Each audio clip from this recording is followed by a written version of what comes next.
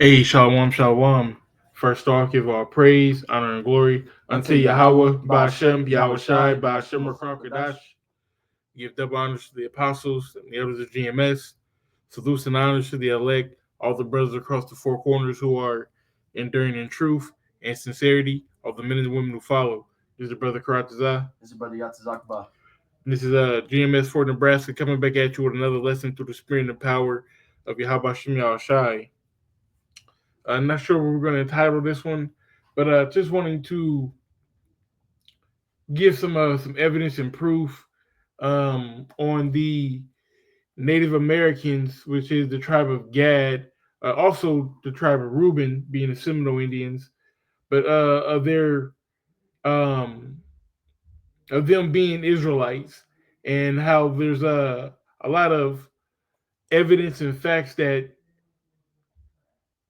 you can verify it with. So Lord's word is edifying. First thing I want to go to is just the clothing. So if you look at the clothing, you can see the fringes. You know, of course, you see the flavor, the style. That's one thing. That's a telltale for Jake. It was just the style and everything, but like the flair, but the fringes and the borders, that's just irrefutable. I don't like. It's very ambiguous. Yeah. But damn, that's not what I wanted to do. That's a decent little painting.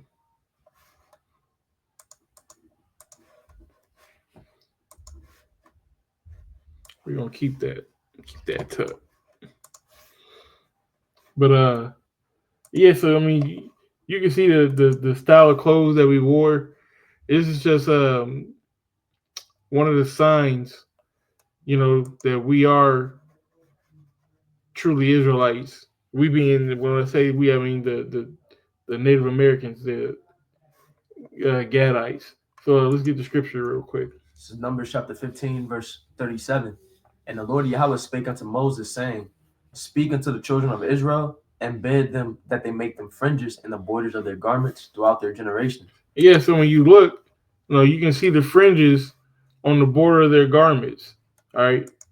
This is a law. This is a commandment. All right. And when they came over here, let's just get it. Okay. How they came over here. God, so this is second Ezra chapter 13, verse 40. Those are the 10 tribes. Start at 39, Barbara. Okay, verse 39. And whereas thou sawest that he gathered to get another peaceable multitude unto him, those are the 10 tribes which were carried away prisoners out of their own land in the time of Hosea the king, whom Shalmaneser the king of Assyria led away captive and carried them over the waters, and so came they into another land. Right. So what happened was the 10 tribes went into slavery. All right. The Northern Kingdom, all right, went into slavery under Shalmaneser, all right, the king of Assyria, and Pul.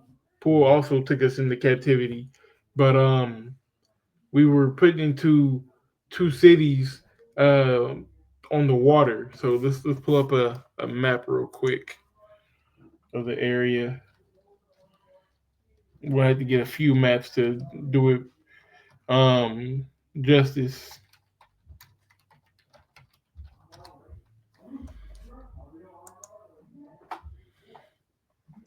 Um,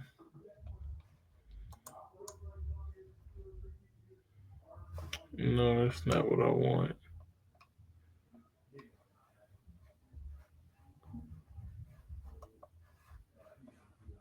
These whack maps.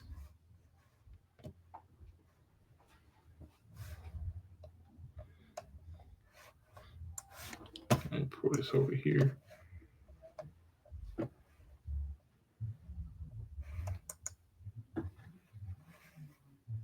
And of course, it doesn't have rivers on it.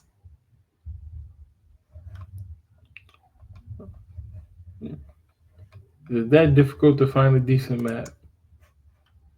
There we go. So we use that one. And then let's get a world map. And I guess any old one is good. All right. So as you can see, um, you have, let's get up in here. Yeah, there we go. So you have the the Tigris River in this area. You also have the Euphrates River in this area. All right. Um, and when we went into captivity, we were taken from Israel and brought all the way over here into around this area over here. All right. So let's So it says, but they took this counsel, Second Ezra 13 and 41. But they took this counsel among themselves that they would leave the multitude of the heathen and go forth into a further country where never mankind dwelt, that they might there keep their statutes, which they never kept in their own land. right, so that they might keep their statutes which they never kept in their own land. So they're going back to the ways of Yahweh Shem Yahushai. Because remember when what's his name? Jeroboam. Jeroboam became leader, he broke the children of Israel away from following the Lord. Okay, but now, as you can see in Numbers 15 and 38, we were commanded to wear the fringes. So when Gad came over on this side, he wanted, oh, these ambiguous people.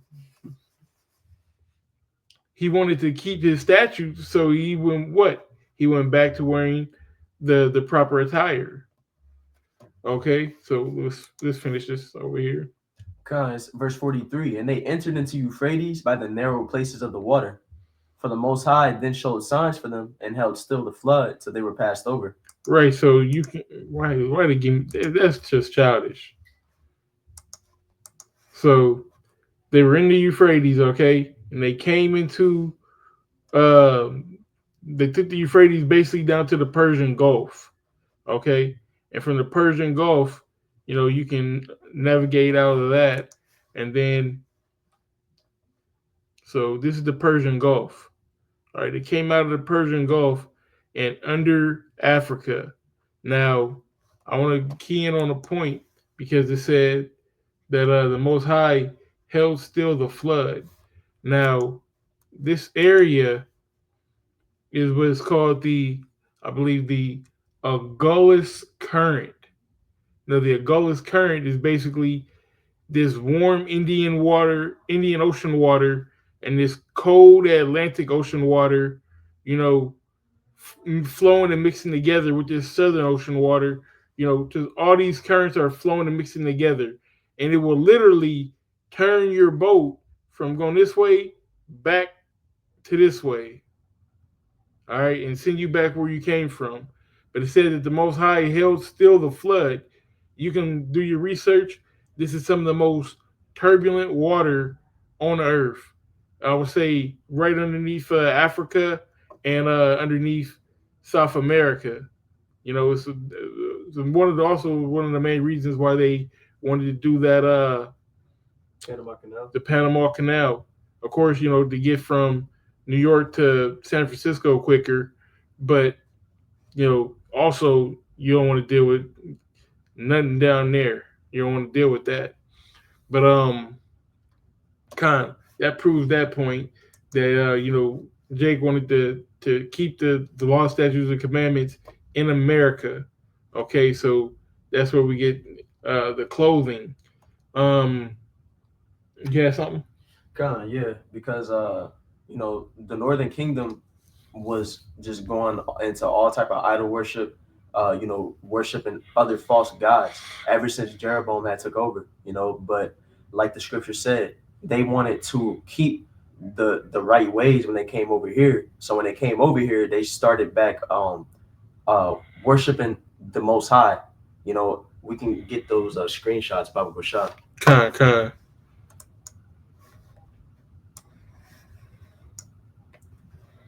So this is it says in 1650, Rabbi Manash ben Israel, chief rabbi of Amsterdam, recorded in his book Mikvah Yisrael, a conversation that he had with a Jewish Dutch explorer of the Americas. I can get this for you. Okay, come. The explorer related how he made contact with Native Americans, but after trying to communicate with them in every possible European language, he had no success. Right. So what did they understand? Both he and his first mate, being Jews, they began to talk amongst themselves in Hebrew. Hmm.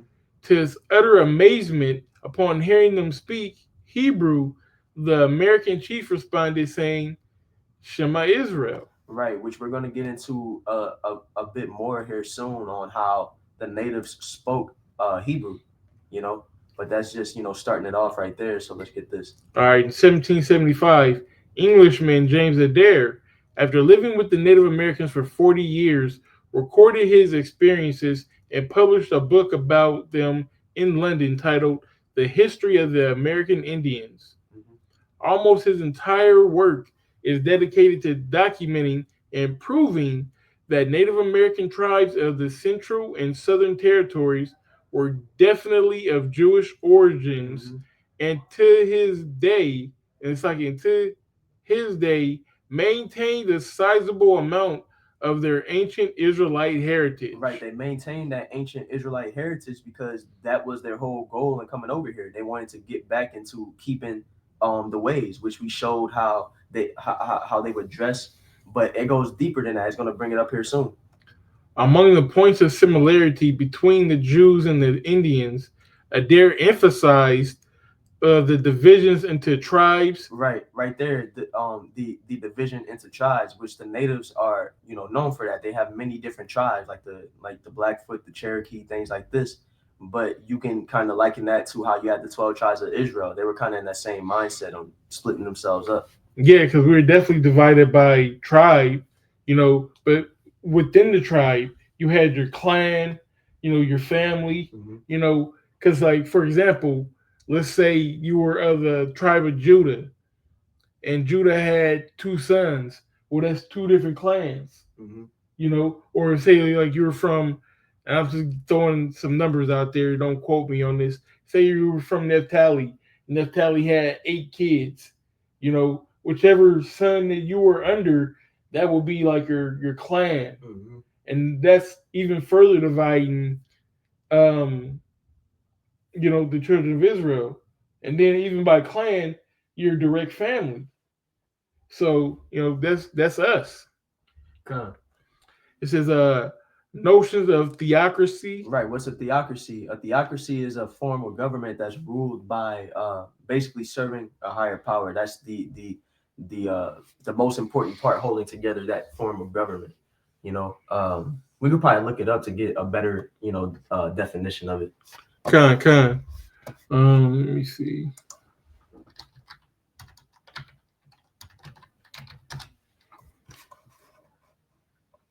We Mm, can scroll down right there. okay, yeah. Theocracy is a system of government in which priests rule in the name of the Most High. Yeah, yeah. So right there. Period. Oh, let's read that second one.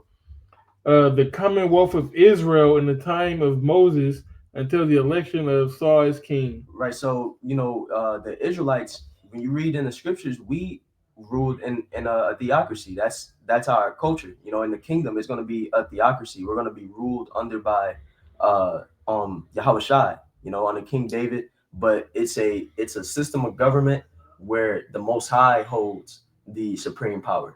You know. Con. And we're just following his laws and his ways that he gave them, Hmm. and judging the people, controlling the people, policing the people by that, by the Hmm. laws of the Heavenly Father, by the divine laws, not the laws of man. Yep. It says, and ablutions and uncleanliness, Hmm. cities of refuge. Cities of refuge. Wasn't that a culture? And Con, on the scriptures, just like you had the law on manslaughter.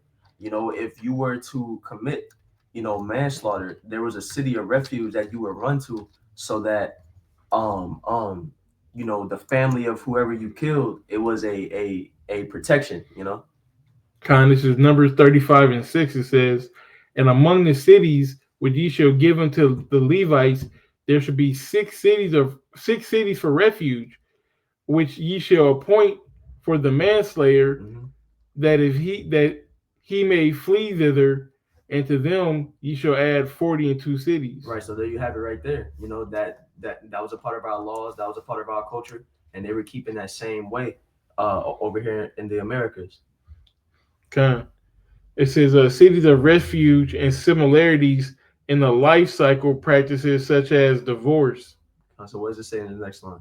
It says he goes so far to say that the tribes he knew, so that the tribes he knew worship a single power, whom they called in their language Yehovah. It says Which Yehovah. right, which sounds like Yahweh. You know, it's Kind. probably just a broken Hebrew version of saying Yahweh's name. Yeah. So this is right here is saying that they were serving the Most High Yahweh.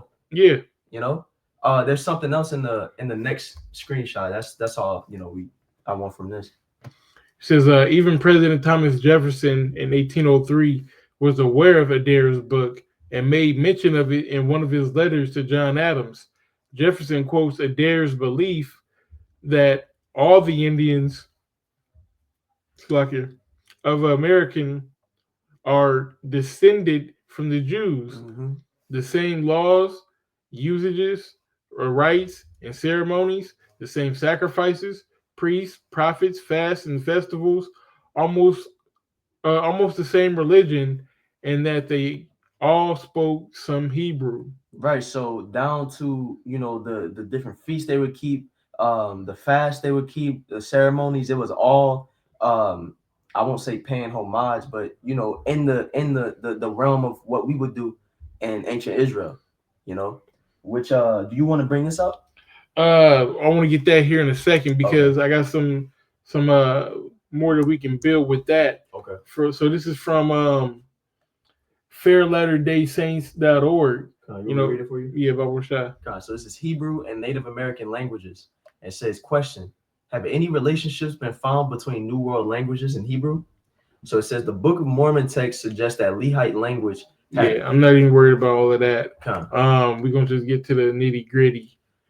So it's a few of Stubbs' many examples are, and so you have the Hebrew language on the left and the Udo-Aztecan language on the right, which was a language that the natives spoke. So you have Kaliyah, which is kidney, but then the natives would say Kali, which meant kidney. In Hebrew, you have Barak, which is lightning, and then the natives would say Baroque, which means lightning. Hebrew, you got Sekem, which means shoulder. Then the natives would say Sikkim, which means shoulder. Hebrew, you have Mayim, which means water, and then the natives would say Mem-T, which means ocean. You know. Exactly. Then you have other examples. You have Ash, which means fire, in both. Mm-hmm. You know, now we can get that. Okay. So this says the Potawatomi. So this is from a document that I got many years ago when I first came into this truth. Just a whole lot of facts, a whole lot of random information, but a lot of good information. Um, what's on the front page? Is there like a volume one of knowledge by the Spirit? You know, so Babu Shah. It says the Potawatomi Indians called the Mississippi Mishapawa, which means Father Moses, derived from Hebrew Masha, which means Moses, and Pawa, which is the native of father, from the Hebrew Masha Pacha, which means clan, family, nation. Pacha plausibly where you get Greek pater, father, and Latin patria, which is family, clan, where the word patriarch comes from. Literally, pater, which is father, and archean, which is to rule. Right. So why would they call a river after Moses? Because he was drawn out from what? From the river. You know, and they seen that mighty river. It's no coincidence. Two of the longest rivers in the world are what? The Nile and the Mississippi. Yep. You know what the third one, the biggest river is? Nah. Amazon. The Amazon. Amazon.